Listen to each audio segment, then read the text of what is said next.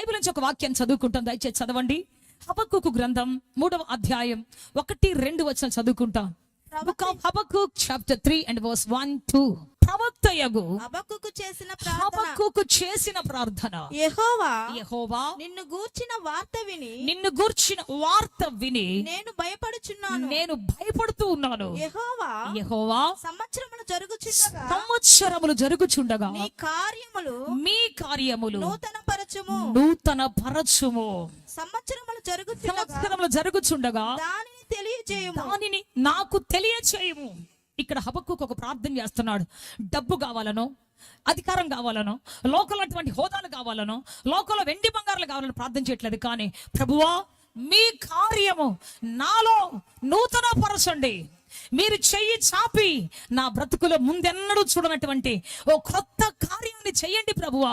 నా పాత కన్నీరు, పాత శాపము, పాత దుఃఖము, పాత యాతన, పాత అప్పులు, ఆక్రందనలు కొట్టివేయబడి క్రొత్త కార్యము తండ్రి, విడుదల కార్యము తండ్రి, అద్భుత కార్యము తండ్రి నా జీవితంలో చెయ్యవా. మీరు చేస్తే ప్రపంచంలో ఏ మనిషికి దొరకనటువంటి కొత్తదనం నాకు దొరుకుతుంది.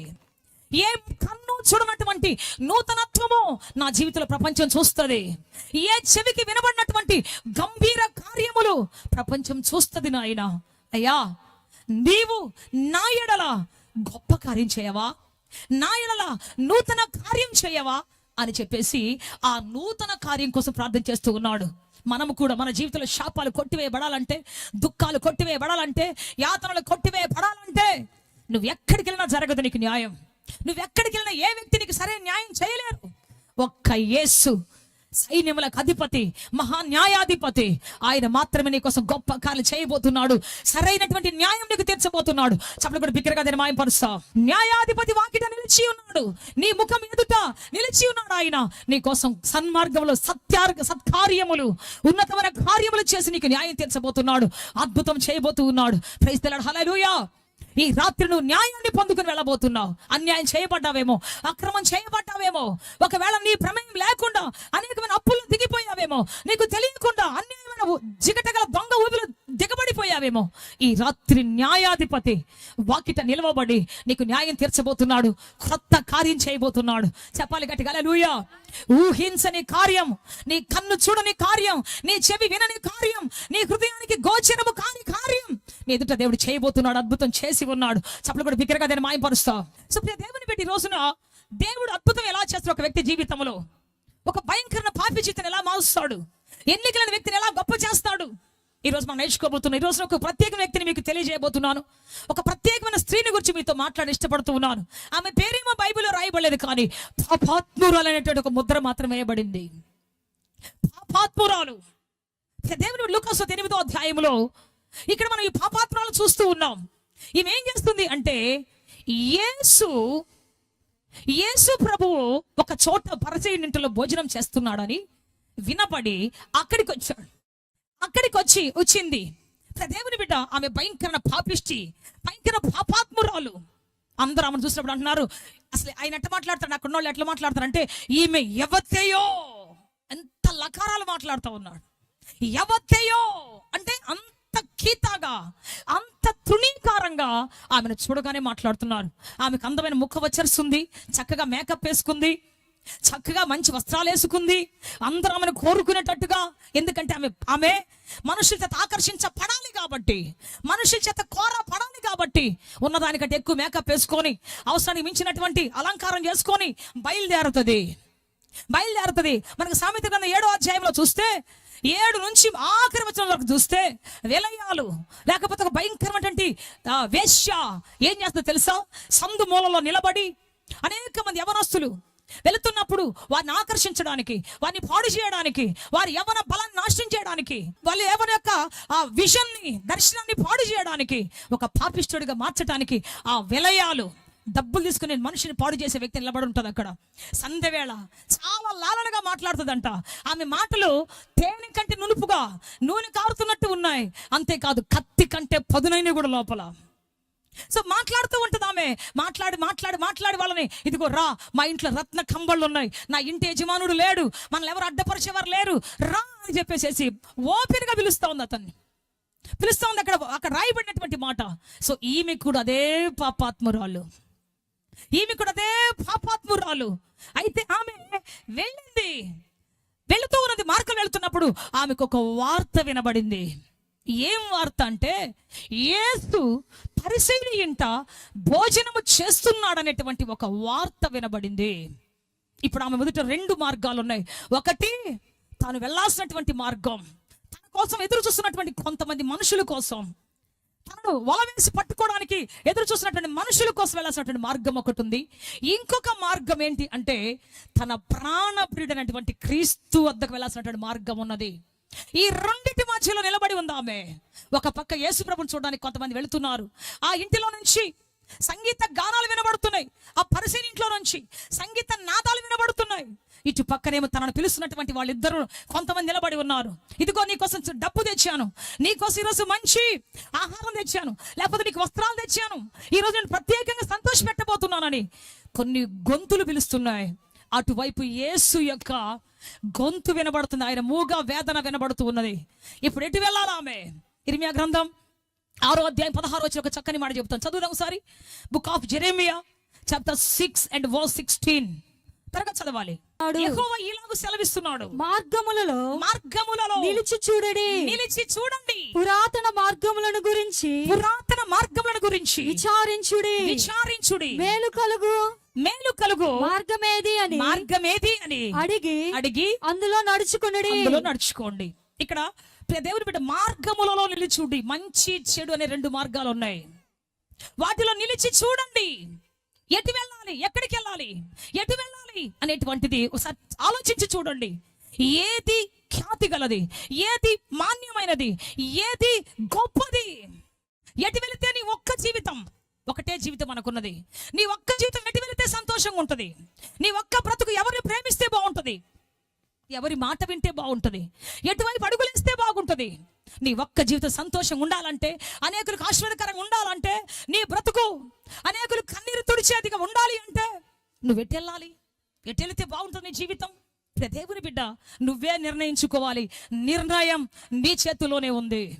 నువ్వు గొప్ప వాటిని కోరుకుంటే గొప్ప వ్యక్తివి కాగలవు.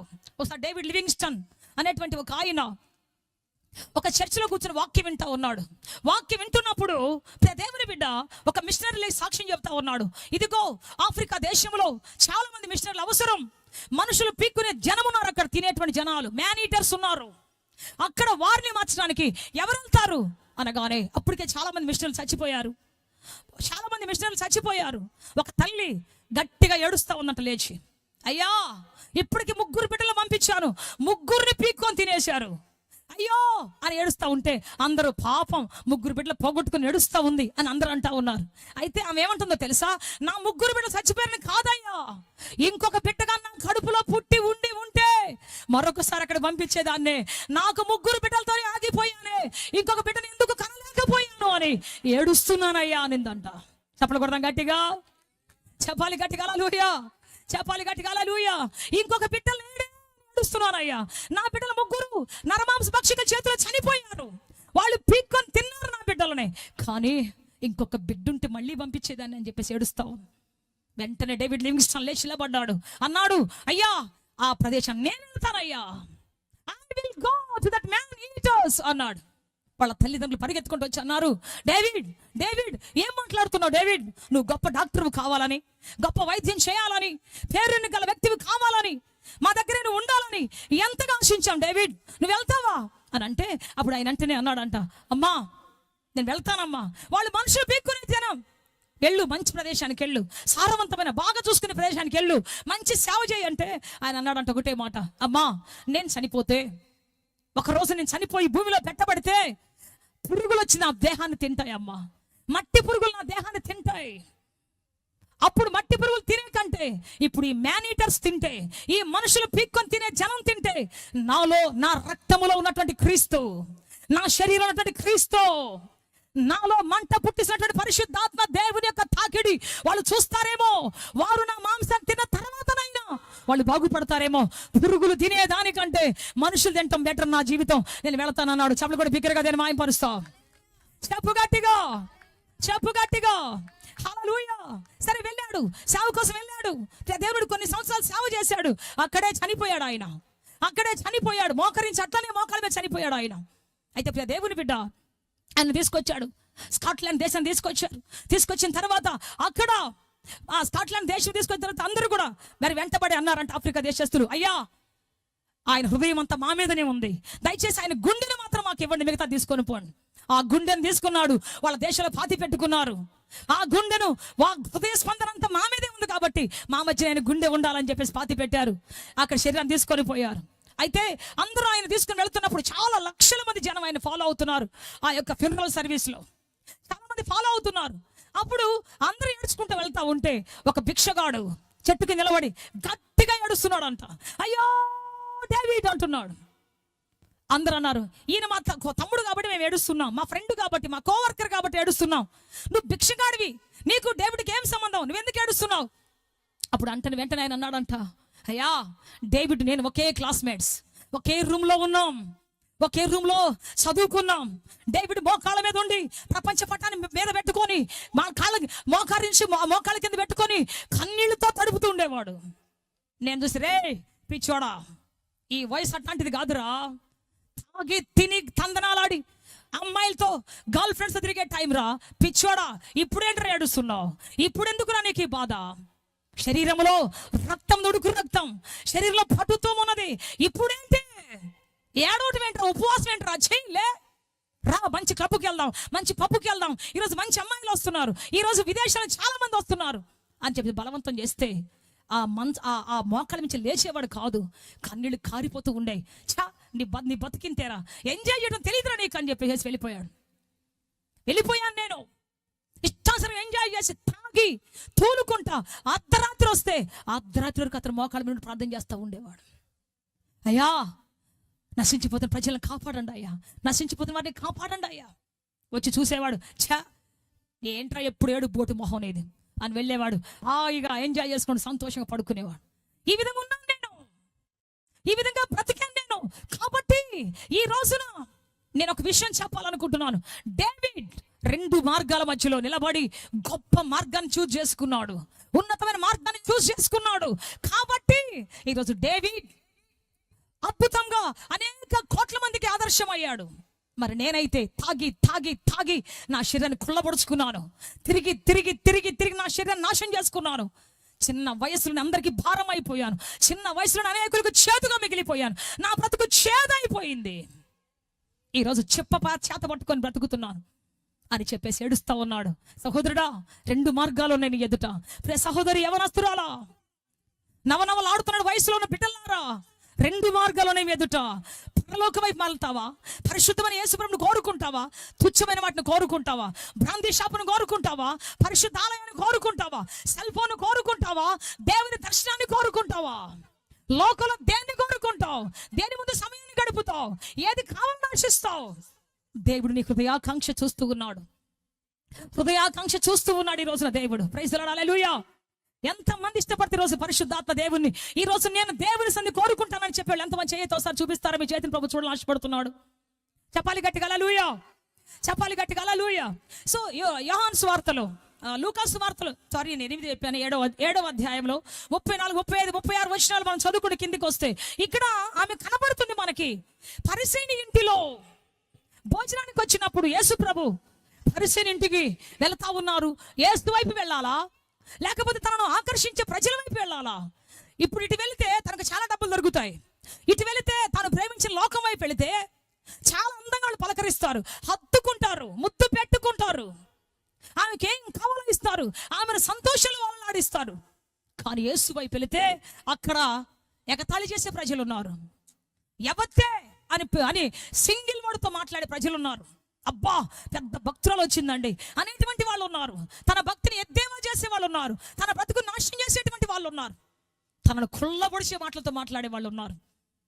దేవుని బిడ్డ పాపిగా తను ఇటు వెళితే తనకు సంతోషం దొరుకుతుంది, యేసు వైపు వెళితే అక్కడ భయంకర ప్రజలు ఉన్నారు, తనను దూషించే ప్రజలు ఉన్నారు. ఎటు వెళ్ళాలి? డెసిషన్ ఈరోజు తీసుకోవాలి. ఆమె తన జీవితంలో డెసిషన్ తీసుకోవాలి. ఈరోజు నీకు కూడా ఒక డెసిషన్. పాపం వైపు వెళతావా, పరిశుద్ధత వైపు వెళతావా, నీ శరీరాన్ని నాశనపరుచుకునేటువంటి తుచ్చమైన అభిలాషల వెంట వెళతావా, నీ దేహాన్ని దేవాలయంగా చేసి ఆ దేహంలో నివసించే దేవుని యొద్దకు వెళతావా? ఈ రోజు నిర్ణయం నీదే. Decision is in your hand right now. What is your decision in your life today? నీ యొక్క డెసిషన్ ఏంటి? నీ తీర్మానం ఏంటి? మార్గంలో నిలిచి చూడు. ఏది గొప్పదో చూడు, ఏది మాన్యమైనదో చూడు. క్షణికమైన సంతోషాలు, క్షణికమైన ఆనందాలు, క్షణికమైన ఉద్రేకాలు నీ బ్రతుకును నాశనం చేయబోతున్నాయి. నీ బ్రతుకును కుళ్ళబడబోతున్నాయి. రూపం మారిపోబోతూ ఉన్నది నీ జీవితంలో.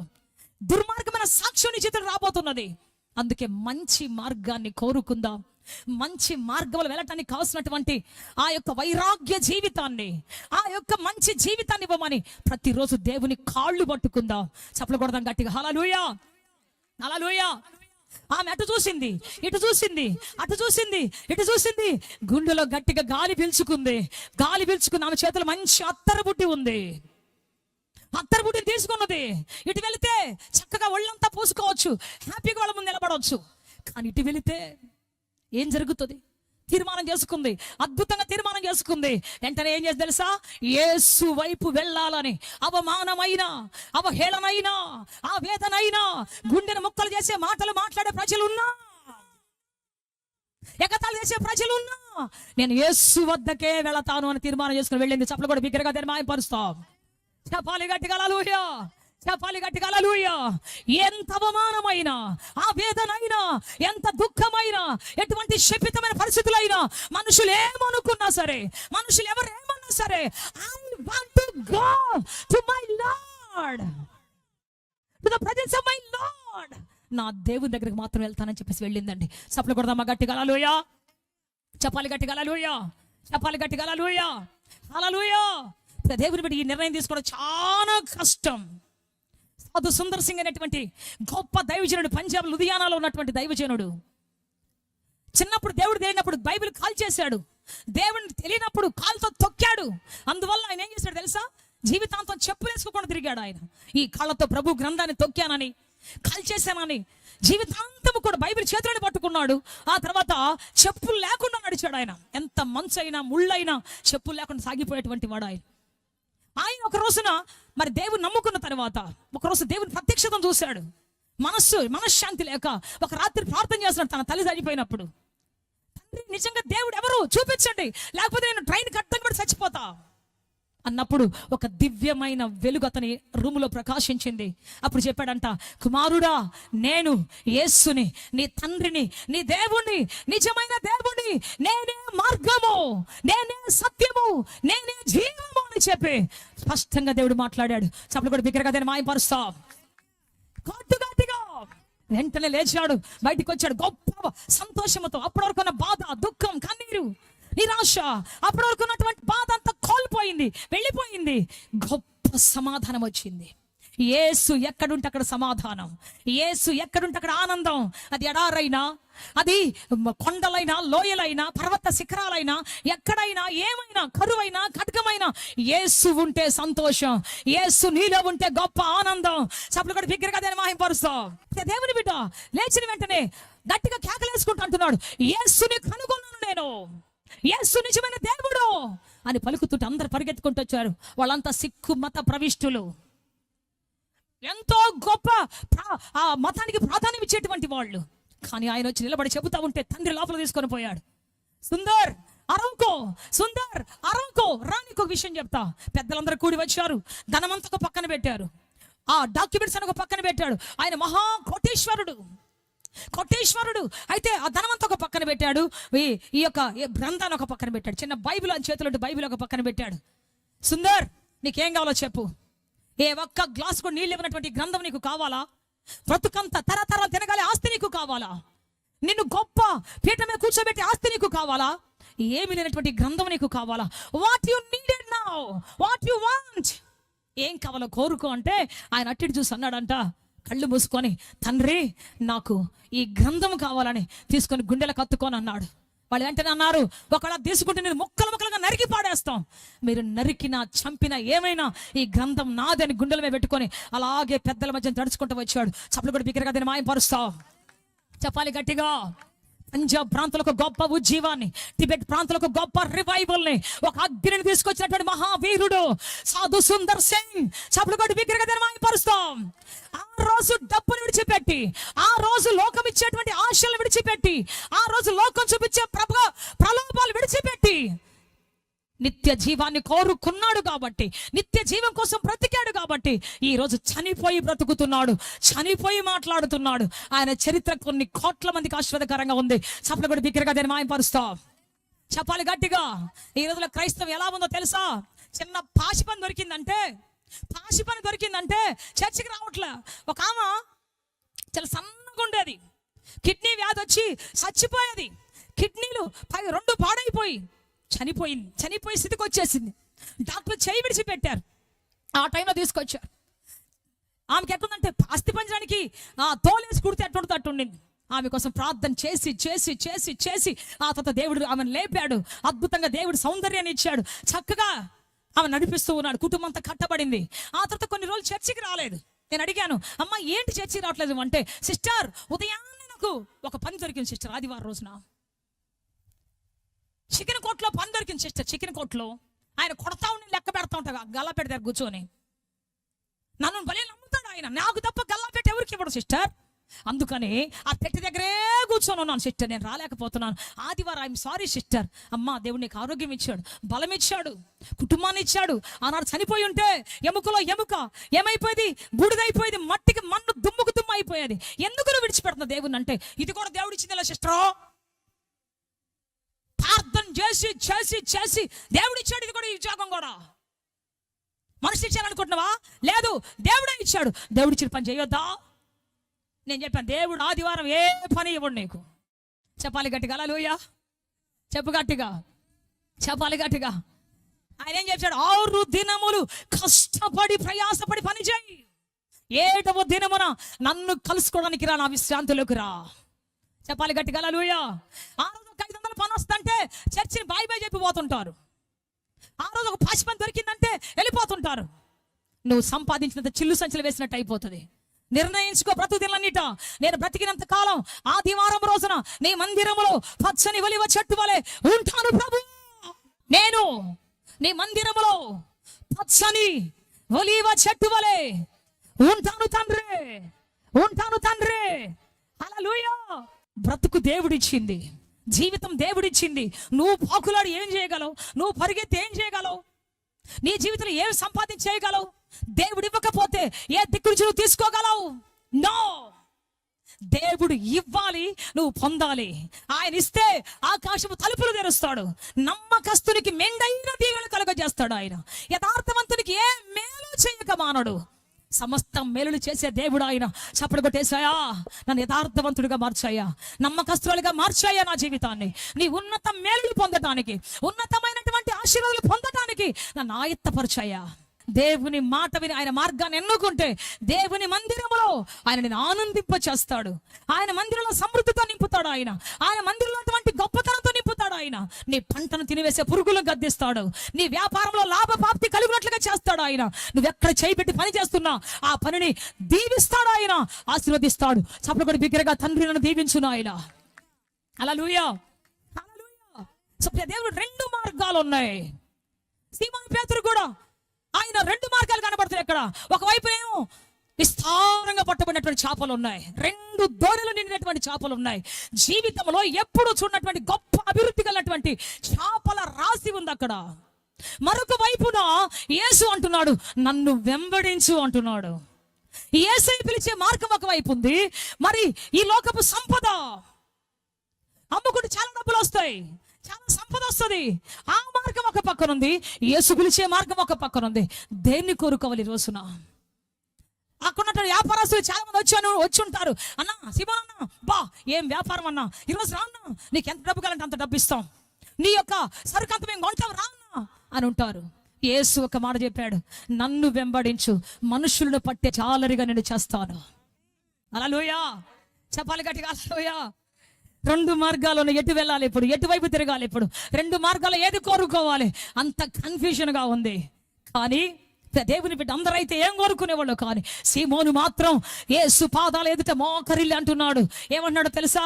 ప్రభువా, నేను వెంబడిస్తానయ్యా, నీ వైపు వస్తానయ్యా. చప్పుడు కూడా బిగ్గరగా దాన్ని మాయంపరుస్తాం. సాపాట్లో వెనకాల అందరూ అంటున్నారు, రే యేసు ప్రభుకి ఇల్లు లేదురా, యేసు ప్రభుకి తల వాల్చుకోవడం స్థలం లేదురా, నువ్వెక్కడ పోయి ఉంటావు నాయన? అక్కడ ఆయనకే ట్యాక్స్ కట్టడానికి ఒక రూపాయి లేదు, ఒక షెకెల్ లేదు. నువ్వు పోయి ఎక్కడ ఉంటావు ఆయన దగ్గర? నీ అవసరం ఎవరు తీరుస్తారు? ఒక ముంత లేదు, ఒక చెంబు లేదు, ఒక గ్లాసు లేదు, వండుకోవడానికి ఒక పాత్ర లేదు. ఆయనతో పాటు నువ్వెక్కడ సుఖపడతావురా? మంచి మంచి మినిస్ట్రీస్ ఉండే, అక్కడికి పోవచ్చు కదా. చాలా సలహాలు ఇస్తూ ఉన్నారు, కానీ పేతురు ఒకటే మాట, సీమోన్ ఒకటే మాట అన్నాడు. యేసు వైపు చూస్తున్నాడు, అయ్యా నేను నీ వైపే వస్తానయ్యా. అప్పుడు కూడా బిగ్గరగా నేను మాయంపరుస్తావు. హల్లెలూయా, చెప్పాలి గట్టిగా, హల్లెలూయా. నీ వైపే వస్తానయ్యా, నీ వైపే వస్తానయ్యా. దేవుని బిడ్డ యేసు వైపు వెళ్ళటం ప్రారంభించాడు. ఈరోజు ఒక ఊర్లో, ఇంకో రోజు ఒక ఊర్లో పడుకోవడానికి స్థలం లేదు. ధోనిలో పడుకుంటారు, ఆయన అమరమని పడుకుంటే వీళ్ళు ధోనిలో పడుకుంటారు. ఆయన ఒక ఇంట్లో తింటా ఉంటే వాళ్ళు ఎక్కడో వాళ్ళు పరిచయం చేసుకుంటుంటారు. కేర్ ఆఫ్ అడ్రస్ లేదు, ఒక మినిస్ట్రీ లేదు, ఒక బోర్డు లేదు, కారు లేదు, ఒక పడవ లేదు, ఒక గాడిద లేదు, ఏమీ లేవు. కట్టడానికి ఒక షెకెల్ కూడా లేదు. అంత పూర్ మినిస్ట్రీ. అయినా ఆయనతో పాటు వెళ్ళాడు, ఆయనతో పాటు అన్ని భరించుకున్నాడు, సహించుకున్నాడు, ఆయనతో పాటు తిరిగాడు. చెప్పాలి గట్టిగా, హల్లెలూయా. ఆ తర్వాత దేవుడు అతన్ని అభిషేకించాడు. మేడగదిలో అభిషేకించాడు. ఆ తర్వాత దేవుడు అతని నోటిని తెరిచినప్పుడు, ఒక్కసారి అభిషేకించబడిన తర్వాత లేచి ప్రసంగం చేస్తా ఉంటే 3,000 మంది ఒకే రోజు మార్పు చెంది సంఘంలో చేర్చబడి గొప్ప సంఘముగా కట్టబడింది. చెప్దాం గట్టిగా, హల్లెలూయా. When he started to preach, 3,000 people gathered and repented and gathered in one church. ఒక సంఘముగా అతడు చేర్చబడ్డాడు. 3,000 మందిని కాపాడగలిగాడు, రక్షించగలిగాడు. హల్లెలూయా, చెప్దాం గట్టిగా, హల్లెలూయా. ఆయన నడుస్తుంటే నీడబడి అనేక మంది స్వస్థపడ్డారు. ఆయన వెళుతుంటే అనేక మంది విడుదల పొందారు. చచ్చిన పోడిన వాళ్ళని లేపాడు. అంత గొప్ప శక్తి ఇచ్చాడు. తీర్మానం నీ చేతిలో ఉంది. ఇక్కడ ఈ పాపాత్మురాలైనటువంటి స్త్రీ, లూకాసు 7వ అధ్యాయంలో 36, 37 వచ్చిన చదువుకుంటే, ఆ పాపాత్మురాలైనటువంటి స్త్రీ కోరుకుంది యేసు మార్గాన్ని, పరిసయ్యుని ఇంటికి పోవడానికి కోరుకుంది. మీరు తీర్మానం చేసుకుంటావా? తీర్మానం చేసుకోలేకపోతున్నా సిస్టర్. దేన్ని కోరుకోవాలి అర్థం కావట్లేదు సిస్టర్. 2 గొప్పవిగానే ఉన్నాయి, 2 ఒకదాని మించి ఒకటి ఆశీర్వాదకరంగా ఉంది. ఎటు వెళ్ళాలి నాకు అర్థం కావట్లేదు, ఏం చేయాలి అర్థం కావట్లేదు. తాను మాత్రం గొప్ప డెసిషన్ తీసుకుంది. ఏ డెసిషన్ అంటే యేసు వైపే వెళ్ళాలి. హల్లెలూయా, హల్లెలూయా. నిండా మేకప్లో ఉంది, నిండా ఒక వేశ్యలాగా సిద్ధపరచుకొని వెళ్ళింది. కానీ తర్వాత ఏం జరుగుతుందో తెలుసా? యేసు పాదాల ఎదుట మోకరించి ఆ నిలబడి ఆమె ఏం చేస్తుంది తెలుసా? తన చేతులు ఉన్నటువంటి వెనుక తట్టు పాదముల యొద్ద నిలువబడి ఏడ్చుచు కన్నీళ్లతో ఆయన పాదములను తడిపి తన వెంట్రుకలతో తుడిచి ఆయన పాదములను ముద్దు పెట్టుకొని అత్తరు వాటికి పూసెను. చెప్పలు కూడా బిగ్గరగా దాన్ని మాయపరుస్తాం. చెప్పాలి గట్టిగా, హల్లెలూయా. కన్నీళ్లతో వెనక నిలబడిందంట, ముందుకు రాలేక వెనక నిలబడి కన్నీటితో. నేను చెప్తున్నాను, ఎంత ఘోర పాపివైనా నువ్వు కార్చే కన్నీరు, నీ పశ్చాత్తాపపు ఎక్కిళ్ళు నీ ఘోర పాపాన్ని కడగబోతూ ఉన్నాయి. చెప్దాం గట్టిగా, హల్లెలూయా. చెప్దాం గట్టిగా, హల్లెలూయా. నీళ్లు నీ ముఖాన్ని శుభ్రపరుస్తాయి, నీ కన్నీళ్లు నీ అంతరంగాన్ని శుభ్రపరుస్తాయి. చెప్పాలి గట్టిగా, హల్లెలూయా. నీళ్లు నీ శరీరాన్ని కడుగుతాయి, కన్నీళ్లు నీ అంతరంగంలో దాచబడినటువంటి పాపాన్ని కడుగుతాయి. చెప్పు గట్టిగా. ఎవరు కన్నీరు గర్చి ప్రార్థన చేస్తారో వారిని దాటిపోడు దేవుడు. ఎవరు కన్నీటితో పశ్చాత్తాపడి నిజంగా గుండె పగిలి ఏడుస్తారో వారిని దాటిపోడు దేవుడు. వారి కోసం చావునైనా ఆపుతాడు, వారి కోసం మరణ శాసనమైన చింపివేస్తాడు, వారి కోసం శత్రుడైన పారదోలుతాడు. హల్లెలూయా, హల్లెలూయా. ఒక బీద విధవరాలు పాడి మీద తన కొడుకుని పెట్టుకొని వెళ్తా ఉంది, ఏడుస్తూ ఉన్నది. అయ్యో, భర్త చచ్చిపోయాడు, కొడుకు కోసం బ్రతుకుతున్నా, వీడు చచ్చిపోయాడు, ఇప్పుడు ఏం చేయాలి, ఎవరి కోసం బ్రతకాలని గుండెలు పగిలి ఏడుస్తూ ఉంటే యేసు పాడెకెదురుగా వచ్చాడు. దాటిపోలేదు. నిజంగా అభిషేకించబడినటువంటి వాళ్ళు పాడిన ముట్టకూడదు, చచ్చిపోయిన వాళ్ళు ముట్టకూడదు. యేసు అభిషేకించబడినటువంటి అభిషేక్తుడు కాబట్టి పాడిన ముట్టకూడదు. కానీ ఆయన ఏం చేశాడు చెప్పండి? పాడిన ముట్టి, చెప్పండి, చిన్నవాడ లెమ్మని చెప్పి ఆ చిన్నవాడిని లేపి ఆ తల్లి చేతికి ఇచ్చాడు. చెప్పలు కూడా బిగ్గరగా దాన్ని మాయపరుస్తావు. యేసు దాటిపోయే దేవుడు కదా. నీ కన్నీటిని పొందాలా, నువ్వు ఆశీర్వాదం పొందాలా, దీవెన, కన్నీటితో వేడుకో. యాకోబు కన్నీటితో ఆ దూతతో పోరాడి కన్నీటితో బతిమలాడుకున్నాడంట, ఏడ్చాడంట. 12వ అధ్యాయం హోషేయ గ్రంథం 4వ అధ్యాయంలో ఉంటుంది. ఇదిగో అతడు ఆశీర్వాదం పొందగోరి దేవుని బిడ్డ దూతతో మగసిరి గలవాడై పోరాడి కన్నీళ్లతో బతిమాలుకున్నాడని బైబిల్ చెప్తా ఉంది. అందుకే అతడు తరములకు తండ్రిగా మార్చబడ్డాడు, యుగములకు తండ్రిగా మార్చబడ్డాడు. ఈరోజు భూమి మీద ఇజ్రాయిల్ అనేటువంటి ఒక దేశానికి, శక్తివంతమైన, ప్రపంచంలోని శక్తివంతమైన దేశానికి ఒక పితరుడుగా మార్చబడ్డాడు. చప్పలు కూడా బిగ్గరగా దాన్ని మాయపరుస్తావు. యెషయా గ్రంథం 38వ అధ్యాయం, యెషయా గ్రంథం 38వ అధ్యాయంలో 2, 3, 4, 5 వాటిలో చదువుకుంటే మరణ శాసనం వచ్చింది అతని జీవితంలో. మరణం లోకంలో డాక్టర్లు చెప్పలేదు, కంప్యూటర్లు చెప్పలేదు, దేవుని ప్రవక్త వచ్చి చెబుతున్నాడు. యెషయా ప్రవక్త చెబుతున్నాడు, నీవు మరణం అవుతున్నావు, నీ ఇల్లు చక్కబెట్టుకో అని చెప్పాడు. ప్రవక్త చెప్పిన మాట ఎప్పుడు అసత్యం కాదు, ప్రవక్త చెప్పిన మాట ఎప్పుడు కూడా అబద్ధం కాదు. ఏం చేయాలి ఇప్పుడు? దేవుని బిడ్డ ఎటు పరిగెత్తాలి? ఎవరికి చెప్పాలి? దేవుడే మరణ శాసనం రాశాడు. ఏం చేశాడు తెలుసా? గోడ తట్టు తిరిగి కన్నీళ్లతో ప్రార్థన చేస్తూ అంటున్నాడు, తండ్రి, నీ సన్నిధిలో యథార్థవంతుడనై ఎలాగూ ప్రవర్తించాను ఒక్కసారి గుర్తుపెట్టుకోను ఆయన. కన్నీటితో ప్రార్థన చేసినప్పుడు, కన్నీటితో మహారాజు ప్రార్థన చేస్తున్నాడు, కన్నీటితో శక్తివంతమైనటువంటి కింగ్ ప్రార్థన చేస్తున్నాడు. మరణాన్ని తప్పించగల దేవునికి ప్రార్థన చేస్తున్నాడు. తను రాసిన శాస్త్రాన్ని తనే తప్పించగల దేవునికి ప్రార్థన చేస్తూ ఉన్నాడు. కన్నీరు గార్చాడు. అద్భుతం. ప్రవక్త అక్కడ గవిలోకి వెళ్ళబోతూ ఉండగానే మరలా దేవుని స్వరం వినబడుతూ ఉంది, యెషయా గో బ్యాక్ అన్నాడు. ఎక్కడికి ప్రభువా? గో అంటూ హిస్కియా దగ్గరికి వెళ్ళు. ఏంటి ప్రభువా అంటే, ఏంటో తెలుసా? మరలా చెప్పు, నీకు 15 సంవత్సరాల ఆయుష్ పొడిగిస్తానని చెప్పు అన్నాడు. చప్పలు కూడా బిగ్గరగా నేను మాయపరుస్తాం. హల్లెలూయా. అష్షూరు రాజు రాకుండా నీ పట్టణాన్ని కాపాడుతానని చెప్పు. ఎట్లా చెప్పాలి ప్రభువా? ఇది ఎట్లా జరుగుతుంది అంటే, ఆ యొక్క గడియారం మెట్లు నీడ వెనక్కి 7 మెట్లు వెళ్తుంది, అప్పుడు అది కరెక్ట్ అవుతుంది అని చెప్పినప్పుడు ఆహాజు ఎండ గడియారం మీద సూర్యుని కాంతి చేత దిగిన నీడ 10 మెట్లు ఎక్కువ చేస్తాను. చూడండి దేవుని బిడ్డ, మరణ ఛాయ, నీడ, మరణపు నీడ దగ్గరకు వస్తా ఉంది. దేవుడు ఏం చేశాడు తెలుసా? వెనక్కు తిప్పాడు. ఎంతవరకు తిప్పాడు తెలుసా? 15 సంవత్సరాల ఆయుష్ పెంచి అతని యొక్క జీవితాన్ని పొడిగించాడు. చప్పలు కూడా బిగ్గరగా దాన్ని మాయపరుస్తాం. ప్రపంచంలో లైఫ్ హాస్పిటల్ ఉన్నాయి, ప్రపంచంలో సూపర్ స్పెషాలిటీ హాస్పిటల్స్ ఉన్నాయి. నువ్వు బతికుంటే నీకు వైద్యం చేస్తారు ఎవరైనా. ఎంత పెద్ద పెద్ద మిషన్స్ ఉన్నా నువ్వు బతికుంటే, కానీ చనిపోతే ఎవరు వైద్యం చేయలేరు. చేతులు ఎత్తేస్తారు అందరు కూడా.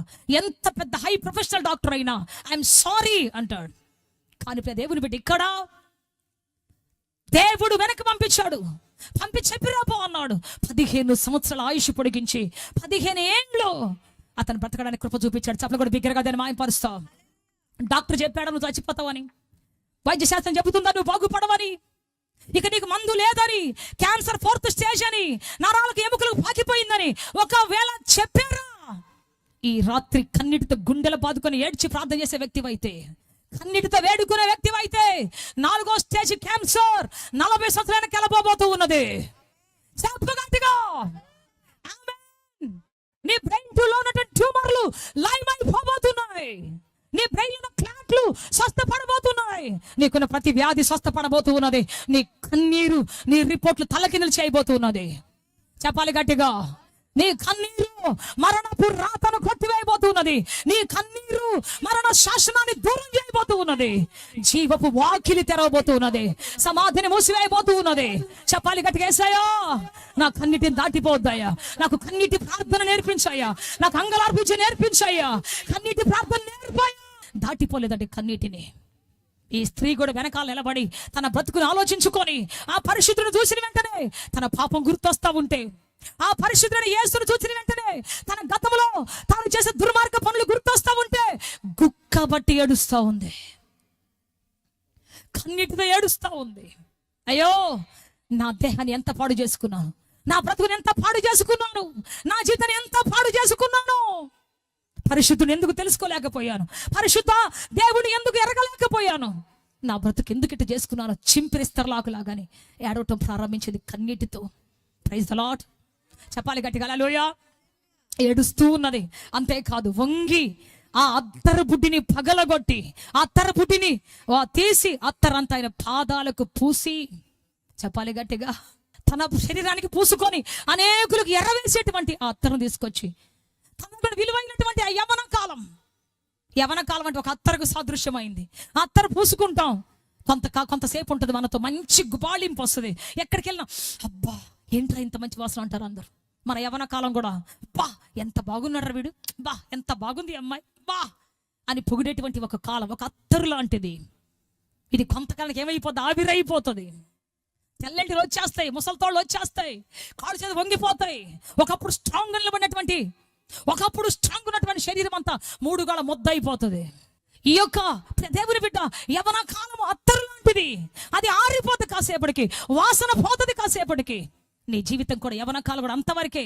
ఎప్పుడైతే నువ్వు యవన కాలంలో కాడి మోయటానికి నువ్వు అప్పగించుకుంటావు, దేవుని రాజ్య భారాన్ని మోయటకు అప్పగించుకుంటావు, నీ చేతులు దేవుని ఆయుధాలు మోయటానికి, ఆభరణాలు మోయటానికి, దేవుని యొక్క కార్యం చేయడానికి ఎప్పుడైతే పూనుకుంటావో నీ చేతులను దేవుడు పరిపాలించే చేతులుగా చేయబోతున్నాడు. చెప్పాలి గట్టిగా, చెప్పాలి గట్టిగా హల్లెలూయా. నీ పాదములు దేవుని రాజ్యం కోసం పరిగెత్తడం నేర్చుకుంటే నీ పాదాలను ఉన్నత స్థలంలో నిలబెట్టబోతూ ఉన్నాడు. ప్రపంచమంతా కళ్ళెత్తి చూడగలిగేంత గొప్ప స్థాయి తీసుకొని పోబోతూ ఉన్నాడు. ఆమేన్. చెబుదామా గట్టిగా, చెబుదామా గట్టిగా, చెబుదామా గట్టిగా. దేవుని ఆరాధన ప్రాముఖ్యం అనుకుంటే, దేవుని ఆరాధన గొప్పదనుకుంటే ఖచ్చితంగా దేవుడు నీ జీవితాన్ని ఉన్నత స్థలం నిలబెట్టబోతూ ఉన్నాడు. ఆయన అంటున్నాడు, నన్ను ఘనపరచు వానిని నేను ఘనపరుస్తాను. ఆమేన్. నన్ను సన్మానించు వాడను నేను సన్మానిస్తాను గట్టిగా. ఆమేన్. సుప్రియ దేవుని బిడ్డ ఈ విధంగా మరి ఆమె కన్నీరు గార్చుకుంటూ తన యవ్వన కాలం అనేటువంటి అత్తరును తీసి ఆయన పాదాల దగ్గర పోసింది, ఆయన పాదాల దగ్గర కృమ్మరించింది. అయ్యా, నా యవన కాలం నీ పాద సేవకే అంకితం. అయ్యా, నా యవన కాలం నీ పాద సేవకే అంకితం. తన బ్రతుకుని, తన యొక్క యవ్వన కాలపు సుగంధ పరిమళాన్ని తీసుకొచ్చి ఆయన పాదాల మీద పోసింది. అంతేకాదు, తల వెంట్రుకలతో తొడవటం ఆరంభించింది. చప్పలు కూడా బిగ్గరగా దాన్ని మాయపరుస్తా. చెప్పాలి గట్టిగా, చెప్పాలి గట్టిగా. తల వెంట్రుకలు దేనికి సాదృశ్యం అంటే నిబంధనకు సాదృశ్యం. హన్నా అంటది తన బిడ్డను గురించి చెప్పేటప్పుడు, ప్రార్థన చేస్తూ, 1 సమూయేలు గ్రంథం 1వ అధ్యాయం 10, 11, 12 వచనాలు చెబుతుంది. ఇదిగో అయ్యా, నువ్వు నాకు ఒక మగ్గ బిడ్డని ఇస్తే వాడి తల మీదుగా క్షౌరపు కత్తి ఎన్నటికీ రానియక బ్రతుకు దినములన్నిట నీకు యాజకుడుగా ప్రతిష్ఠితుడుగా ఉండునట్లుగా వాడిని నీకు ప్రతిష్ఠిస్తానయ్యా అంటది. చప్పలు కూడా బిగ్గరగా దాన్ని మాయపరుస్తా. శామ్యూయల్ తల మీదుగా క్షౌరపు కత్తి రాకుండా అంటే ఒక నిబంధనకు గుర్తుగా, నా బ్రతుకు నీకు అప్పగిస్తున్నానయ్యా అని ఒక నిబంధనకు గుర్తుగా. ఇప్పటి వరకు నా తలను రకరకాలుగా అలంకరించుకొని, రకరకాల హెయిర్ స్టైల్ వేసుకొని అనేకులు పాపంలో ముంచానయ్యా. ఇప్పుడు అదే తలను తీసుకొచ్చి నిబంధనతో నీ పాదాల దగ్గర పెడుతున్నానయ్యా. నేను నీ పాదాల దగ్గర నా జీవితాన్ని సమర్పించుకుంటున్నానయ్యా. నిబంధన చేసుకుంటున్నాను, ఇక పాపము చెయ్యను అని, లోకము తట్టు తిరగను అని, లోకములో పాపాన్ని జుర్రుకోను అని, నీ పరిశుద్ధత తట్టు వెళతానని తన తల వెంట్రుకలతో పాదాలు తోడటం మొదలుపెట్టింది. చప్పలు కూడా బిగ్గరగా దాన్ని మాయంపరుస్తా. హల్లెలూయా. చెప్పాలి గట్టిగా హల్లెలూయా, హల్లెలూయా. అభిషేకించబడి నాజీరు చేయబడినటువంటి సంసోను తన తల వెంట్రుకలు తీసుకొని పోయి స్త్రీ ఒడిలో పెట్టాడు. అభిషేకించబడి నాజీరు చేయబడి దేశానికి అధిపతిగా, ప్రధానిగా, దేశానికి న్యాయాధిపతిగా కాపాడేటువంటి గొప్ప శక్తివంతుడుగా దేవుడు నిర్ణయిస్తే తన జుట్టును తీసుకొని పోయి ఎవరి చేతిలో పెట్టాడు తెలుసా? చెప్పండి. ఒక అన్యాయస్తురాల చేతిలో పెట్టాడు. డబ్బుకు అమ్ముకునే ఒక వ్యక్తి, మనిషి విలువ తెలియని ఒక వ్యక్తి చేతిలో పెట్టాడు. నీ బతుకుని ఎక్కడ పెట్టుకుంటున్నావు? నీ జీవితాన్ని ఎక్కడ పెట్టుకుంటున్నావు? ఎవరికి స్థానం ఇస్తున్నావు? ఆ మధ్య ఒకళ్ళు వచ్చారు, సిస్టర్ రాత్రి పగలు వాడు నాకు ఫోన్ చేస్తూనే ఉన్నాడు సిస్టర్, పలానా సాటికి వస్తే రా, లేకపోతే ఇదిగో మన ఫోటోలను బయట పెట్టేస్తా. తెలిసి తెలియని కాలంలో ఇద్దరు రహస్యంగా చాలా క్లోజ్గా ఫోటోలు తీసుకున్నాం, చాలా క్లోజ్ మెసేజ్లు పెట్టుకున్నాం. ఇప్పుడు వాడు అంటున్నాడు, వాటన్నిటి తీసుకొని పోయి నేను అందరికీ షేర్ చేస్తా, నీ బతుకు బజారు పాలు చేస్తా అంటున్నాడు. నాకేం చేయాలి అర్థం కావట్లేదు. ఎవరి చేతిలో పెట్టుకున్నావు నీ జీవితాన్ని? ఎవరి చేతికి ఇచ్చావు నీ నిబంధనను? నీ బ్రతుకుని ఎవరి చేతిలో పెట్టావు? ఏ దొంగ చేతిలో పెట్టావు? ఏ వ్యభిచారి చేతిలో పెట్టావు? ఏ హంతకుడి చేతిలో పెట్టావు? ఏ గొంతుకోసుడి చేతిలో పెట్టావు? నీ బ్రతుకు విలువైనది, శ్రేష్టమైనది, ఉన్నతమైనది. దేవునికి దగ్గరున్నావా? నీ జీవితంలో దేవుని గ్రంథం ఉందా? కన్నీటితో తడిసిపోయిందా? కన్నీటితో తడిసిపోయింది నీ బైబిల్. పలానాడు ఫోన్ చేయకపోతే నీకు ఒకటే టెన్షన్ అయిపోయి కన్నీళ్ళు గారిపోతా ఉంటాయి. వాళ్ళు కానీ మాట్లాడకపోతే నువ్వు డిప్రెషన్ అయిపోయి, క్షణికమైన మనుషుల కోసం, క్షణికమైనటువంటి ఆనందాల కోసం, క్షణికమైన సంతోషించే మనుషుల కోసం ఎంత నీ మైండ్ నింపుకొని కృంగిపోయావు తెలుసా? ఎంత బానిసైపోయావు తెలుసా? సంస్థను తన తలం తీసుకొని పోయి, నిబంధన గల తలం తీసుకొని పోయి వేశ్య చేతిలో పెట్టాడు. ఆ తర్వాత ఏమయ్యాడు తెలుసా? బతికుండగానే చీకటి బతుకు అనుభవించాడు. కళ్ళు పెరికేయబడినాయి. బ్రతికుండగానే గానుగు చుడు తిరుగుతున్నాడు. బ్రతికుండగానే చెప్పండి, ఎగతాళి మాటలు వింటున్నాడు. ఒకప్పుడు దివిటీగా ఘనమైన చరిత్ర కలిగినటువంటి సంసోన్ ఇప్పుడు గానుగు చుడు తిరుగుతున్నాడు. ఉదయం నుంచి సాయంత్రం దాకా వెట్టి చాకిరి. నీ బతుకును దుర్మార్గుల చేతులు పెట్టుకుంటే నీకు వెట్టి చాకిరే జీవితం అంతా. ఆత్మీయ నేత్రాలు పోగొట్టుకుంటావు, పైకి కళ్ళు కనబడతాయి కానీ దర్శనాన్ని పోగొట్టుకుంటావు. జీవితం అంతా కుమిలిపోతావు, యాతనతో కొట్టబడతావు. నీ బ్రతుకు అర్థం ఉండదు. అందుకే చెబుతున్న ఈ రోజున, in whom's hand you are putting your covenant. నీ నిబంధనను ఎవరి చేతికి అప్పగిస్తున్నావు? ఎవరిని నమ్ముతున్నావు? దేవుడిచ్చిన బాధ్యతను పక్కన పెట్టి వెళ్ళి తన తలం తీసుకుపోయి వేశ్య చేతులు పెట్టాడు. అయిపోయింది. ఈరోజు ఎవరి చేతిలో ఉన్నావో జ్ఞాపకం చేసుకో. రా, యేసు చేతిలోనికి రా. చప్పలు కూడా బిగ్గరగా దాన్ని మాయపరుస్తావు.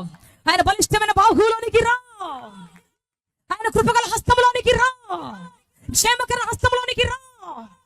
ఆయన నిన్ను లిఫ్ట్ అప్ చేయబోతున్నాడు. ఆకాశం అంత ఎత్తులోకి తీసుకొని పోబోతూ ఉన్నాడు. చెప్పాలి గట్టిగా హల్లెలూయా, చెప్పాలి గట్టిగా హల్లెలూయా, చెప్పాలి గట్టిగా హల్లెలూయా. వచ్చింది తన తల వెంట్రుకలు రంగులు అలంకరించుకున్న తల వెంట్రుకలు అయి ఉండొచ్చు. ఒక పురుషుని ఆకర్షించడానికి అలంకరించుకున్నటువంటి తల వెంట్రుకలు అయ్యొచ్చు. ఈరోజు ఆడపిల్లలే కాదు, మగపిల్లలు కూడా అట్టే తయారయ్యారు. ఒక్కొక్కడికి హెయిర్ స్టైల్ చూస్తుంటే కాండ్రించి ముఖాన్ని ఉమ్మేయాలనిపిస్తుంది. ఒకడు పైనాపిల్ కటింగ్ చేస్తాడు, ఒకడే మొత్తం చుట్టు పెంచి పిలక పెడతాడు వెనకాల, ఒకడే క్లిప్ పెట్టేస్తాడు. ఆడపిల్లలు పెట్టే క్లిప్పులు మగవాళ్ళు పెడుతున్నారు. ఇప్పుడు నీట్గా ఒళ్ళు దాచుకునే బట్టలు కొట్టుకుంటారా అంటే ఏ నుంచి చిరిగిపోయి వేసుకుంటారు. ఇప్పుడు అదే ఫ్యాషన్. చిరగకపోతే అడుగుతాడు వచ్చి, ఏమయ్యా ఇంకా చిరగలేదని ప్యాంటు, ఇది టోర్న్ కదా. పరిశుద్ధత కోల్పోయి శరీరాన్ని కనపడ చోట కనపడ్డట్టు చేసుకుంటూ దాచుకోవాల్సినటువంటి శరీరాన్ని బాహాటం చేస్తూ, నేను ఎంత గొప్ప ఉండవు, నేను ఎంత అందంగా ఉన్నాను. ఈరోజు సినిమాలో ఎంత మంచి ఎంత తక్కువ గుడ్డలు వేస్తే అంత ఎక్కువ రెమ్యులేషన్ ఇస్తారంట. అందుకని హీరోయిన్లు మొత్తం క్లబ్ డాన్సర్లు అయిపోయి మొత్తం ఏం చేయమంటే చేసేస్తున్నారు, కోట్లు కూడా సంపాదిస్తున్నారు. చివరికి సూసైడ్ చేసుకొని చచ్చిపోతున్నారు. ఒక్కొక్కరు నెమ్మది లేదు వాళ్ళ జీవితంలో, సమాధానం లేదు వాళ్ళ జీవితంలో. అక్రమంగా దేవుని ఆలయాన్ని అవమానపరిచి, దేవుని సన్నిధిని అవమానపరిచి, దేవుని తలను అవమానపరిచి నువ్వు చూపించేటువంటి నీ అట్రాక్షన్, చూపించేటువంటి తీసుకునేటువంటి ఆ డబ్బు ఎక్కడుంటది? దేవుడు ఇబ్బంది ఏదైనా రెక్కలు కట్టుకుని ఎగిరిపోతుంది జీవితంలో. దేవుడు ఇవ్వకుండా అక్రమంగా ఏది సంపాదించినా it will never stay with you, it will fly from you like a bird. ఒక పక్షి వల్ల ఎగిరిపోద్ది నీ రెక్కలు ధరించుకొని. బైబిల్ చెబుతుంది, నీతిమంతుని కష్టార్జితం జీవదాయకం, నీతిమంతుని సంపాదనకు కలుగునుగాక. చెప్పాలి గట్టిగా, నీతిమంతుని ఇల్లుగా నా ఇల్లు మార్చబడును గాక, రక్షణ సునాద గీతాలతో వినబడును గాక, దేవుని రాజ్యం పట్ల ఆకలి దప్పికలు కలుగును గాక. పనికి పోవాలంటే 1000 రూపాయలు ఇచ్చే వ్యక్తి పనికి పోవాలంటే 5 గంటలు లేచి టీ పెట్టు వెళ్ళిపోతారు. చర్చికి రావాలంటే ఏమ్మా మాకు 6 గంటలకు ఆరాధన, ఆడ ఆరాధన మొదలు పెట్టారయ్యా అంటే 7 గంటలకు పోతాంలే. ఉర్రు, ఉర్రు, ఉర్రు. దరిద్రం. దేవుని కాలాన్ని పోగొట్టుకుంటున్నావు, దేవుని ఆశీర్వాదాన్ని పోగొట్టుకుంటున్నావు. ఎప్పుడు పరిగెత్తుకుని వస్తావు దేవుని వద్దకు? ఎప్పుడు పరిగెత్తుకుని వస్తావు? జక్కయ్య వలె ముందుగా నీ బ్రతుకు మధ్యాహ్న కాల తేజస్సు వలె మారబోతూ ఉన్నది. నీ బ్రతుకు మధ్యాహ్న కాల తేజస్సు వలె, నీరు కట్టిన తోట వలె మార్చబడబోతున్నది. చప్పట్లు కొట్టి గట్టిగా, చేతులు ఎత్తడం, చప్పట్లు కొట్టి గట్టిగా. హల్లెలూయా, హల్లెలూయా. నా బ్రతుకు మధ్యాహ్న కాల తేజస్సుగా మార్చబడును గాక. ఆమేన్, ఆమేన్. బ్రతుకునిచ్చే దేవుని ముందుకు ఎంత పరిగెత్తుకుని వస్తాం. మా డాడీ హ్యారీ గమ్సర్ ఒక మాట చెప్తారు ఎప్పుడు కూడా, డబ్బు లేకపోవడం దరిద్రం కాదు, ఉద్యోగం లేకపోవడం దరిద్రం కాదు, వ్యాపారం లేకపోవడం దరిద్రం కాదు. యేసు రాజ్యం పట్ల, తండ్రి పరిశుద్ధ రాజ్యం పట్ల ఆకలి దప్పికలు లేకపోవటం దరిద్రం. ఆ దరిద్రాన్ని ఎవరైనా మార్చవచ్చు, కానీ ఈ దరిద్రాన్ని ఎవరు మార్చలేరు. పరిగెత్తుతున్నావా దేవుని ఆలయానికి? కొత్త పాట పాడాలి నేను ప్రభువా, కొత్త ఆరాధన చేయాలి ప్రభువా, నా పాట పదునైందిగా మారాలి ప్రభువా. ఎక్కడికో ఎత్తుకుంటారు, ఎంత పొడుగు నాలిక నాకి ఎతుకుతుంటారు. ఏం పాట పాడు? సెల్ ఫోన్ వచ్చింది ఇప్పుడు మధ్య, సెల్ ఫోన్లో చూడండి మనకు పాటే రాదు. ఎప్పుడో ఎవరో చెప్పిన మాటలని గుర్తుంటాయి మనకి, పాట గుర్తుండదు. దరిద్రం నీ జీవితంలో. క్రైస్తవుడా, దేవుని బిడ్డ, దేవుని మాటల్ని గుండెల మీద రాసుకోమని దేవుడు చెప్తున్నాడు. హృదయం అనే ఫలక మీద రాసి పెట్టుకుని దర్శనాన్ని హబక్కు గ్రంథం 3:2-4-5-6 చెబుతుంది. పరిగెత్తువాడు చదవ వీలగునట్లుగా నీ దర్శనమును, నీ ఆసక్తిని రాసి పెట్టుకో. హల్లెలూయా. చెప్పు గట్టిగా, నోరు తెరో. పరిశుద్ధాత్మను రావాలి అని పాట పాడుతున్నప్పుడు తండ్రి, మా డాడీ నాకు టైటిల్ ఇచ్చేటంటే తెలుసా? పరలోకాన్ని భూలోకానికి దించే గాయకురాలు అని పేరు రాపించి పెట్టేవాడు ఆయన వాల్ పోస్టులు. అంటే పాడుతున్నప్పుడు పరలోకం వచ్చేస్తుందంట ఇక్కడికి. అల్లూరులో ఎక్కువ వచ్చినట్లేదు అనిపిస్తున్నా. వచ్చిందా? పరలోకం వచ్చిందా మీ మధ్యలోనికి పాడుతున్నప్పుడు? ఎంతమంది చెప్తారు వచ్చిందని? హల్లెలూయా. నువ్వు పాడితే కూడా వస్తుంది, రావాలని చూస్తున్నాడు దేవుడు. ఆమేన్, ఆమేన్, హల్లెలూయా. నీ లోతైనటువంటి ఆసక్తి, లోతైనటువంటిది. ప్రజలను చూసి అన్యాయస్తులు చూసి మనం అన్యాయం అయిపోతున్నాం. ఎందుకు చూస్తున్నాం అన్యాయస్తుల వైపు? ఈ స్త్రీ ఎవరిని చూడలేదండి, యేసుని మాత్రమే, ఆయన పాదాలు మాత్రమే చూస్తా ఉన్నది. చెప్పాలి గట్టిగా. ఆయన పాదాలకు అత్తరు ఎలా పూయాలి, ఆయన పాదాలు ఎలా ముద్దు పెట్టుకోవాలి, ఆయన పాదాలకి ఎలా ఎంటుకలు పొడవాలని చూస్తుంది తప్ప తన వైపు వెర్రి చూపులు చూసేటువంటి, అవమానపరిచే చూపులు చూసేటువంటి ఏ పరిసైని చూడటం లేదండి. తనను తిడుతున్నటువంటి, లకారాలతో తిడుతున్నటువంటి ఏ వ్యక్తిని చూడటం లేదు ఆమె దృష్టి అంతా ఎక్కడుంది అంటే యేసు పాదాల మీదనే ఉన్నది. అత్తరు పూస్తుంది, కన్నీటితో తడుపుతుంది, తన నిబంధన వెంట్రుకలతో తుడుస్తూ ఉన్నది, ప్రతిమాలుకుంటుంది. లోపల పైకి ప్రార్థన రావట్లేదు, కానీ ఆమె అంతరంగం ఘోషిస్తున్నది, అయ్యా అయ్యా నా యవన కాలాన్ని ప్రోక్షిస్తున్నానయ్యా, అయ్యా నా నిబంధనతో నీ కాళ్ళు పట్టుకుంటానయ్యా అని ప్రోక్షిస్తూ తుడుస్తూ ప్రార్థన చేస్తూ ఉన్నది. ప్రార్థన చేస్తున్నాం ఈ విధంగా. రావటం మోకాళ్ళు లేటు, ఏదో దబ్బ 2 మాటలు చెప్పడం. ప్రభా పోతాను ప్రభా, రానాయనా ప్రభా, నా చుట్టూ ఉన్న నాయనా, నా మంచం చుట్టూ ఉన్న నాయనా, నాతో ఉన్న నాయనా. నేనేమో నీ బాడీ గార్డా ఈ మంచం చుట్టే తెల్లారు కాపులాగా అయటానికి? చెప్పండి. Praise the Lord. చెప్పాలి గట్టిగా. అంత ఆర్డర్ వేస్తావు ఏదో పని మనిషికి వేసినట్టుగా. ప్రభువా ప్రొవిజన్స్ అయిపోయిన ఇవ్వు నాయనా, ప్రభువా కరెంట్ బిల్లు కట్టలేదు ఇవ్వు నాయనా, ప్రభువా అది ఇవ్వు నాయనా, ఇది ఇవ్వు నాయనా, ఇది ఇవ్వు నాయనా. బిల్లు రాసి షాప్లో ఇచ్చినట్టుగా ఇచ్చేసి వచ్చేస్తావు. ఆయన చెప్పేది ఏం వినవు. కాసేపు కూర్చొని వినాలి. ప్రభువా నువ్వేం చెప్తావు? ప్రార్థన అంటే అసలు నిజంగా నీకన్నా అవసరం చెప్పడం కాదు, కానీ నీ అవసరం ఏంటో చెప్పు ప్రభువా, నేనేం చేయాలో అది ప్రార్థన. చెప్పాలి గట్టిగా. హల్లెలూయా. అన్నా ప్రార్థన చేసింది, ప్రభువా నీ సన్నిధిలో మంచి సేవకులు లేడు, అభిషక్తులు లేరు, యథార్థవంతుల సేవకులు లేరు, ప్రభువా నాకు ఒక బిడ్డనిస్తే నీ సేవకి ఇచ్చేస్తాను ప్రభువా. Praise the Lord. దేవుని అవసరాన్ని గుర్తుపట్టింది. ఆ అవసరం కోసం ప్రార్థన చేస్తా ఉంది. గొప్ప సేవకుడు రావాలి ఇక్కడ ప్రభువా, జీవకరమైన సేవకుడు రావాలి ప్రభు అని చెప్పేసి ప్రార్థన చేస్తా ఉంది. దేవుడు ఆమె హృదయ ఆకాంక్షను ఒక్క రోజే విన్నాడు. ఒక్క ప్రార్థనతోనే ఆమె హృదయాన్ని తృప్తిపరిచాడు. గొప్ప దైవజనుడి బిడ్డనిచ్చాడు దేవుడు. చప్పలు కూడా బిగ్గరగా దాన్ని మాయపరుస్తావు. చెప్తాం గట్టిగా. హల్లెలూయా. దేవుని అవసరంలో నీవు ఉండడానికి వచ్చావు తప్ప నీ అవసరం దేవుని పెట్టుకోవడానికి రాలేదు. నీ అవసరాలన్నీ ఆయనకు తెలుసు. He knows all your needs. What you needed, God knows everything. నీకేం కావాలో దేవుడికి తెలుసు. అయితే ప్రార్థనకు వచ్చి నీకేం కావాలో ప్రభు నా జీవితంలో అడుగు. అప్పుడు చెప్తాడు నువ్వేం చేయాలన్నది. చప్పలు కూడా బిగ్గరగా అదే మాయపరుస్తావు. నన్ను వాడుకో నీ మందిరం శుభ్రం చేయడానికి, నన్ను వాడుకో నీ పరిచయం చేయడానికి, నన్ను వాడుకో నీ ఆవరణ శుభ్రం చేయడానికి, నన్ను వాడుకో తండ్రి. యూస్ మీ లార్డ్. చాలా మందికి అంత అయిపోయిన తర్వాత ఎప్పుడుకో వచ్చి కాలు మీద కాలు వేసుకొని కూర్చొని ఒక పాట పాడి ఒక ఆరాధన చేసి లేకపోతే ఒకటేదో చేసి టపా 10 రూపాయలు కానుకేసి వెళ్ళిపోతారు. చీర నలగకుండా కాలు మీద కాలు తీయకుండా. ఇది కొంతమంది చేసే పని. కానీ బైబిల్ చెప్తున్న మాట ఏంటంటే పరిచారకుడైనటువంటి పరిచర్య చేసినటువంటి యెహోషువ చేతులను దేవుడు పరిపాలన చేసే చేతిగా మార్చాడు. హల్లెలూయా. దేవుని మందిరంలో చేసే సువార్త, దేవుని మందిరంలో చేసేటువంటి పరిచర్య నీ చేతులు పరిపాలించే చేతులుగా చేయబోతూ ఉన్నది. ఆమేన్. నా చేతులు పరిచర్య చేయునుగాక, నా చేతులు పరిచర్య చేయునుగాక. దేవుని ఆలయములో ఆయన అవసరతలు నా చేయి ఉండునుగాక, నేను ఉండునుగాక. చెప్పాలి గట్టిగా. హల్లెలూయా. కొంతమంది ఉంటారు పచ్చివాతం వచ్చిన వాళ్ళు ఉంటారు. చెయ్యి ఉంటది శరీరం కానీ చెయ్యి పని చేయరు. కొంతమంది వస్తారు పచ్చివాతం చర్చి లాగానే ఇటు పెట్టుకొని పోతూనే ఉంటారు తప్ప వాళ్ళు ఉండరు. ఈడ్చుకుంటూ పోతుంటారు తప్ప కాలు దేనికి పని చేయదు. శరీరంలో భాగమే, సంఘంలో భాగమే, పని చేయరు. వస్తారు అడావిడికి వస్తారు, వాక్య మధ్యలో వస్తారు, వచ్చేసి కూర్చుంటారు, మళ్ళీ వింటారు, ఏదో 2 తూకులు దొగుతారు, 2 హల్లెలూయా చెప్తారు, 1 రూపాయి కానుకేస్తారు, మళ్ళీ గబ్బగా వెళ్ళిపోతారు కొంపలను అంటుకొని పోయినట్టు. ఇటువంటి వాళ్ళకి ఎప్పటికీ ఆశీర్వాదం లేదని. ఆయన పనిలోనే ఉండు. ఆయన అంటున్నాడు నా పని నువ్వు చెయ్యి, నీ పని నేను చేస్తాను. చెప్పాలి గట్టిగా. హల్లెలూయా, హల్లెలూయా. నీ ఇంట్లోకి వచ్చి నీ పని చేయాలని ఇష్టపడుతూ ఉన్నాడు. ఆయన చేస్తే ఎంత బ్యూటిఫుల్గా చేస్తాడు తెలుసా. ఆయన ఇంటిని కడితే ఎంత బ్యూటిఫుల్గా కడతాడు తెలుసా. నీ జీవితాన్ని కడితే ఎంత బ్యూటిఫుల్గా కడతాడు తెలుసా. నీవు కట్టిన దానికంటే 1 కోటి రెట్లు ఎక్కువ కట్టబోతున్నాడు నీ దేవుడు. హల్లెలూయా. చెప్పాలి గట్టిగా. హల్లెలూయా.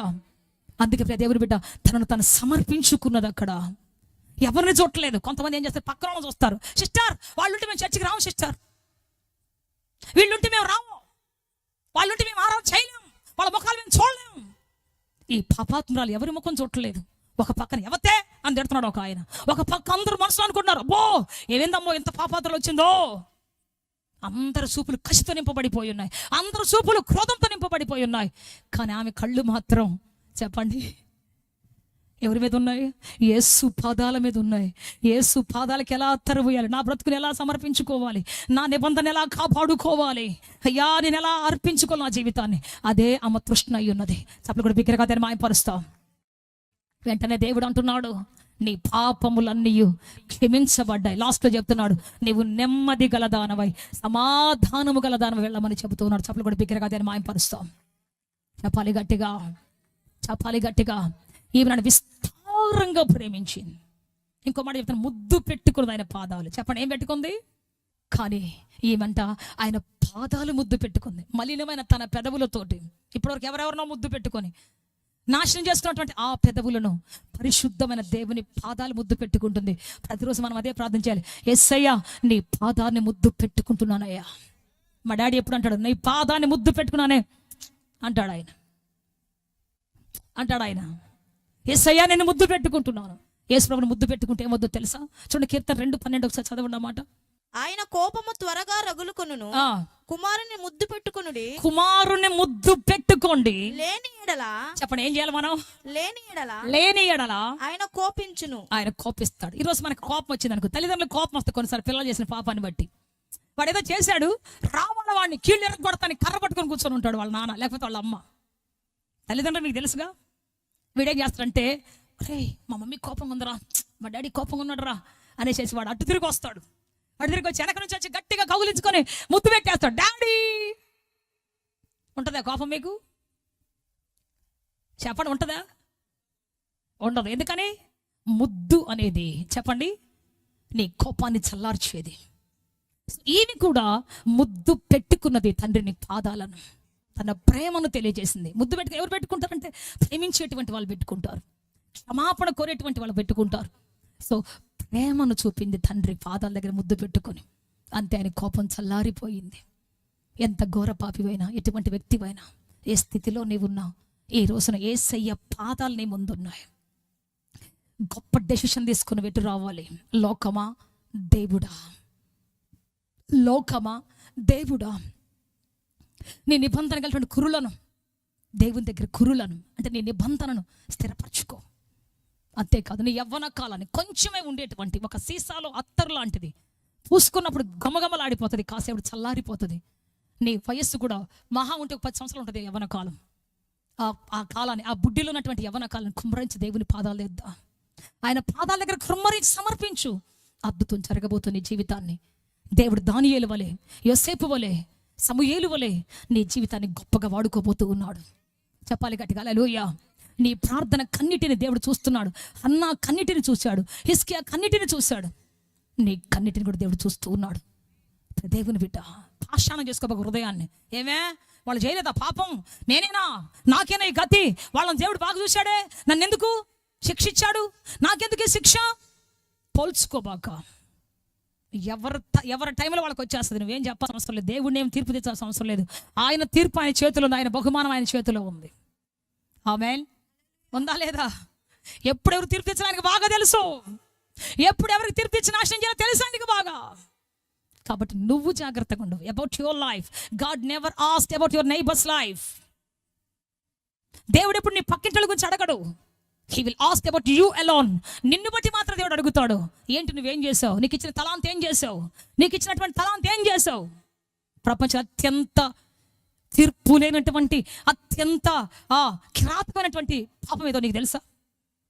వ్యభిచారం కాదు, దొంగతనం కాదు, లేకపోతే దోచుకోవడం కాదు.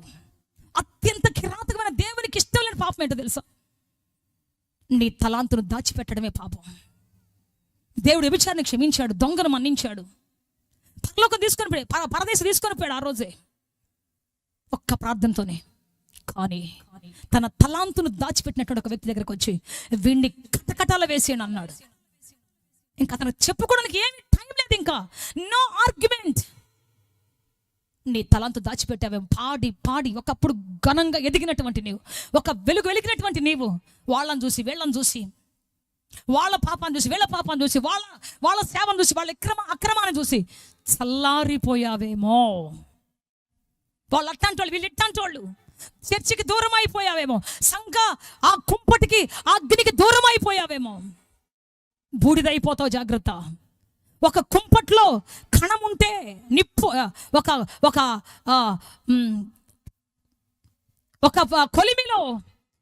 కొలిమిలో బొగ్గుంటే అది మండి మండి మండి మండి మండి నల్లటి బొగ్గు ఎర్రగా మారిపోతుంది. ఆ బొగ్గుతోటి ఒక ఇనుప ముక్కను తీసి రాజ్యాన్ని కాపాడే ఖడ్గాని చేస్తారు. ఒక బంగారం వేసి దాంట్లో రాజముద్రలు తయారు చేస్తారు, దాంట్లో రాజ కిరీటాలు తయారు చేస్తారు. ఆ కొలిమి మండుతుంటే దాంట్లో రాజముద్రలు తయారు చేపిస్తాడు దేవుడు. కానీ కొలిమి ఆరిపోతే, కొలిమిలో సంఘంలో నువ్వు ఆరిపోతే, దాన్ని తీసి పక్కన పెడితే కొంతకాలానికి బూడిదైపోయి ఎగిరిపోతావు. పూ అంటే గాలి ఎగిరిపోయి ఎగిరిపోతావు. సంఘములో మండుతున్నటువంటి నీవు దేశాన్ని కాపాడే ఖడ్గానివి కావాలి, అవుతావు ఖచ్చితంగా.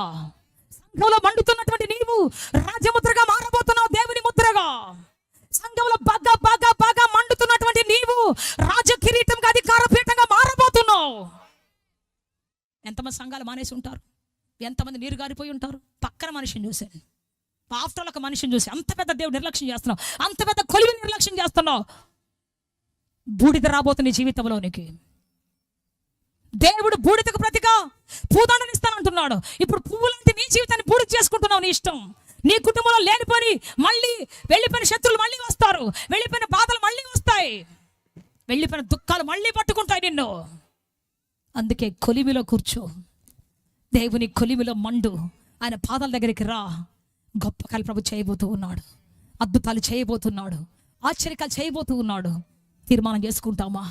తండ్రి, నా పాపాన్ని క్షమించయ్యా, చల్లారిపోయానయ్యా, కన్నీటి ప్రార్థన మర్చిపోయానయ్యా, నిబంధన ప్రతిరోజు రెన్యువల్ చేసుకోవడం మర్చిపోయానయ్యా. నా నిబంధన మర్చిపోయి మళ్ళీ సినిమా చుట్టూ తిరుగుతున్నాను, మళ్ళీ లోకాసర మాట చుట్టూ తిరుగుతున్నాను, లోకాసర పద్ధతిలో తిరుగుతున్నాను, లోకాసర అన్యాసుల స్నేహితులతో తిరుగుతున్నాను, అక్రమ కాలం తెలిసి కూడా తిరుగుతున్నాను. నన్ను మన్నించు ప్రభువా. నీ మందిరంలో పచ్చని ఒలివ చెట్టు వల్ల ఉండాల్సిన నా జీవితం పాపిష్టుల చేతులు పడిపోయిందయ్యా, పాప ముద్ర పడిపోయిందయ్యా, అన్యాయపు ముద్ర పడిపోయిందయ్యా. Please forgive me lord. Renewal చేసుకుందాం మన బక్క జీవితాన్ని. ఈ స్త్రీ అప్పటి వరకు ఒక పాపాత్మురాలు, అప్పటి వరకు ఒక అందరి చేత అన్యాయంగా కీతంగా పిలువబడుతున్నటువంటి ఒక స్త్రీ, కానీ ఈరోజు ఎవరో తెలుసా? గొప్ప సాక్షి. చెబుతాం గట్టిగా హల్లెలూయా, హల్లెలూయా. అనేకుల నోట ఒక ప్రసంగం, అనేకుల నోట ఒక అద్భుతమైనటువంటి జీవన శైలి. ఆమె గురించి విన్నప్పుడు అనేకులు పశ్చాత్తాపడుతున్నారు, ఆమె గురించి విన్నప్పుడు అనేక మంది లేచి తమ బ్రతుకుని సరి చేసుకుంటున్నారు. అనేకులకు ఒక మైలురాయిగా, అనేకులకు ఒక జ్ఞాపక సూచనగా మారిపోయింది ఆమె జీవితం. ఈరోజు నువ్వు అలాగే మరల దేవుడు ఆశిస్తూ ఉన్నాడు. అనుకుంది, ఎంతకాలం ఈ పాత బ్రతుకు, ఎంతకాలం ఈ చీకటి బ్రతుకు నాకు, ఎంతకాలం ఈ పాపిష్టి బ్రతుకు నాకు, నేను యేసు వద్దకు వెళతాను, నా బ్రతుకుని వెలుగుమయంగా మార్చుకుంటానని వెళ్ళింది. కొత్త తీర్మానం చేసుకుంది, దేవుని కార్యాలు కొత్తవిగా మారాలని ఆశించింది. అందువల్ల ఈ రోజున ఆమె వెలుగులో మనకు ప్రకాశవంతంగా కనబడుతూ ఉన్నది. అందరూ ఒకసారి లేచి నిలబడదామా? అందరూ ఒకసారి సైనికులాగా లేచి నిలబడదాం. తండ్రి, నన్ను విడిపించవా. మా జీవితంలో మేము పాపం చేస్తూ ఉన్నాం, చూడకూడని వాటిని చూస్తున్నాం, తినకూడని వాటిని తింటున్నాం, సమయాన్ని వ్యర్థం చేస్తున్నాం, ప్రేమించవలసినంతగా ప్రేమించలేకపోతున్నాం, నిన్ను ముద్దు పెట్టుకోసంతగా ముద్దు పెట్టుకోలేకపోతున్నాం, యవన కాలం సమర్పించలేనంతగా సమర్పించవలసినంతగా సమర్పించలేకపోతున్నాం. క్షమించవా తండ్రి, రోజున నా బ్రతుకును మన్నించవా తండ్రి. దేవా, నడిపించిన ఆయన చేసిన పాపమే శాపమై నీ ఎదుట దోషిగా చేసినయ్యా, ఎటుల తాళుకుందును ఈ శిక్షను, ఎటుల చేరుకుందును నీ పక్షము. యేసయ్యా రావయ్యా, అద్దరికి చేర్చుమయా. యేసయ్యా రావయ్యా, అద్దరికి చేర్చుమయా. ఈ బ్రతుకు భారం నే మోయలేను, కన్నీటి కడలి నే దాటలేను. ఈ బ్రతుకు భారం నే మోయలేను, కన్నీటి కడలి నే దాటలేను. యేసయ్యా రావయ్యా, అద్దరికి చేర్చుమయా. యేసయ్యా రావయ్యా, అద్దరికి చేర్చుమయా. యేసయ్యా, యేసయ్యా, యేసయ్యా, నడచిన మార్గమే నేరమై నీ ఎదుట ద్రోహిగా చేసినయ్యా.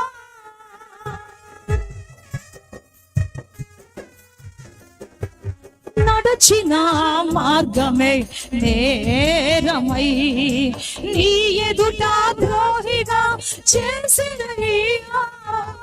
ఎటులా నిలిచి నీ రాజ్యములో,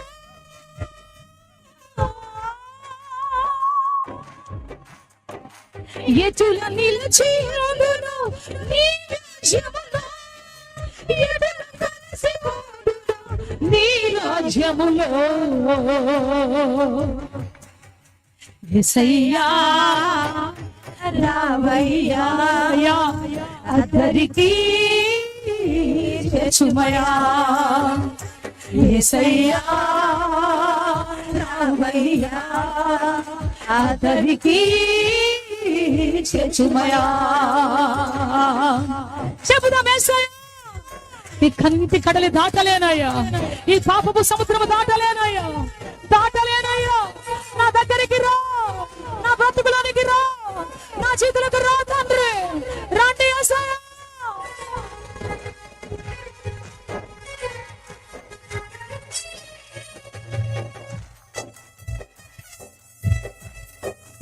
యేసయ్యా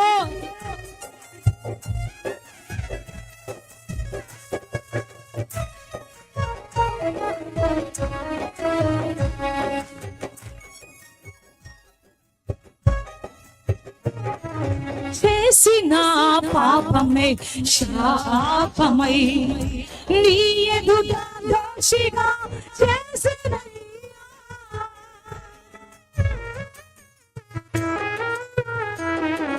చేసిన పాపమే శాపమై నీ ఎదుట దోషిగా చేసిన ఎటుల తాళుకొందును ఈ శిక్షను, ఎటుల తాళుకొందును నీ శిక్షను, ఎటుల చేరుకొందును నీ పక్షము, కొందునో నీ పక్షము. యేసయ్యా రావయ్యా అద్దరికి చేర్చుమయా, యేసయ్యా రావయ్యా అద్దరికి చేర్చుమయా, యేసయ్యా రావయ్యా అద్దరికి చేర్చుమయా, యేసయ్యా రావయ్యా అద్దరికి చేర్చుమయా, అద్దరికి చేర్చుమయా, అద్దరికి చేర్చుమయా.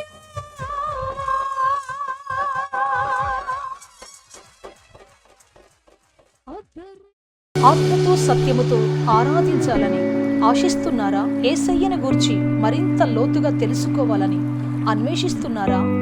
శ్రమల, వేదనల, గొడ్రాలితనమా, నిరుద్యోగమా, ఓటమియా, సమస్య ఏదైనా జవాబు మాత్రం యేసులోనే. మీ సమస్యల కొరకు ప్రార్థించుటకు మా ప్రేయర్ ద్వారములు ఎల్ల వేళలా తెరవబడే ఉంటాయి. వివరములకు మా చిరునామా హోలీ ప్యారడైజ్, KH వాడ, నవాబ్పేట, నెల్లూరు, ఆంధ్రప్రదేశ్, ఇండియా. మా ఫోన్ నంబర్లు 9247807631 మరియు రండి, మీ దుఃఖ దినములు సమాప్తములగును. ఆమేన్, ఆమేన్, ఆమేన్.